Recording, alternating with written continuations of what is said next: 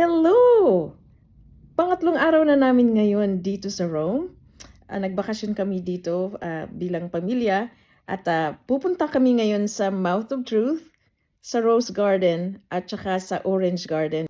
At alam mo ba, malapit lang din dito ang Colosseum. Kaya pagkatapos namin sa Orange Garden, tuloy na rin kaming lalakad papuntang Colosseum. Kung kayo gustong pumunta dito, ayan, kailangan matibay ang inyong mga paa at inyong mga legs.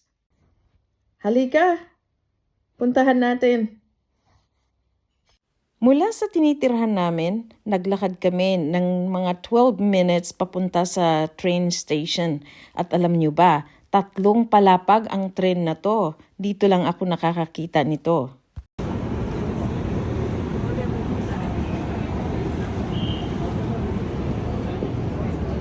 Pagbaba namin ng tren, ito na, nag-umpisa na yung mahabang lakaran.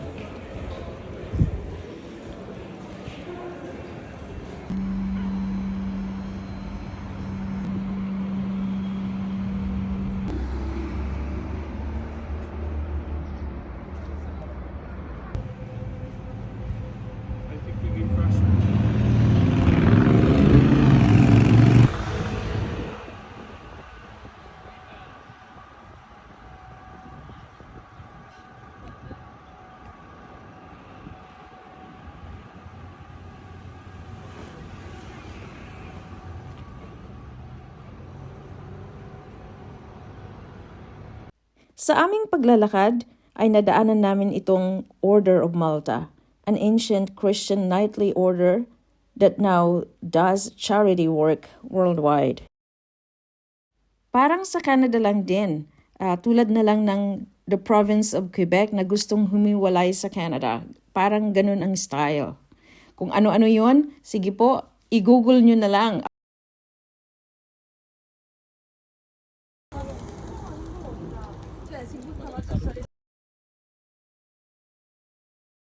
Mula sa train station, siguro naglakad kami dito ng mga about 25 minutes.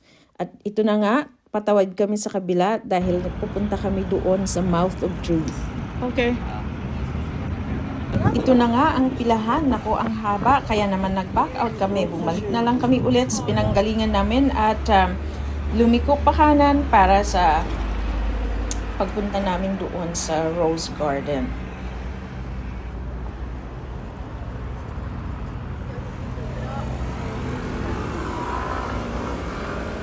Nandito na kami sa Rose Garden. Habang kami ay naglalakad-lakad dito paikot, naisip ko ang Butchart Garden dyan sa British Columbia. Doon po yun sa Canada. At hindi hamak talaga na kaya naman siguro naturingan yun ay best garden sa buong mundo kasi talagang mas maganda talaga siya sa mga napupuntahan kong mga garden na tulad ng anito. Papakita ko po sa inyo dito yung mga iba't ibang klaseng kulay na mga rosas. Sana ma-enjoy ninyo.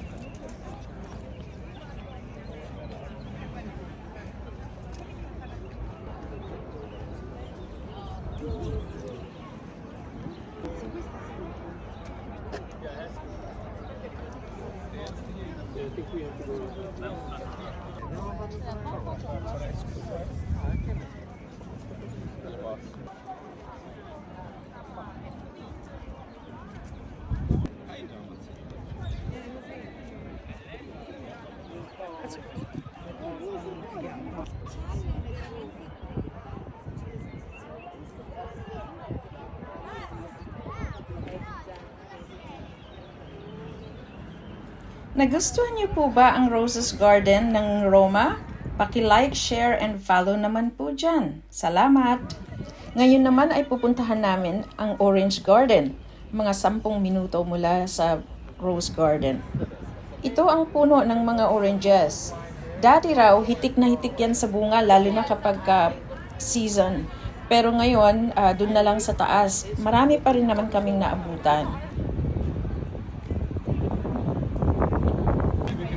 Dito para maipakita ko sa inyo ang view ng lungsod ng Roma, ay umakyat pa talaga ako dyan sa upuan. Bago kami umalis ay kumuha muna ng tubig ang asawa ko sa fountain. At ito na nga, naglalakad na kami papunta dun sa Coliseum at ito, Circo Maximo ay nadaanan namin.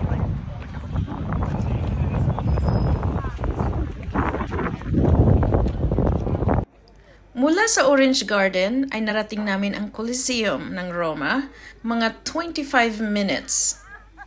At ito na ang huli naming destinasyon sa araw na to. Sana na-enjoy nyo po ang panonood at na-enjoy ko rin ang paglalakad at pagtutour sa inyo. Maraming salamat!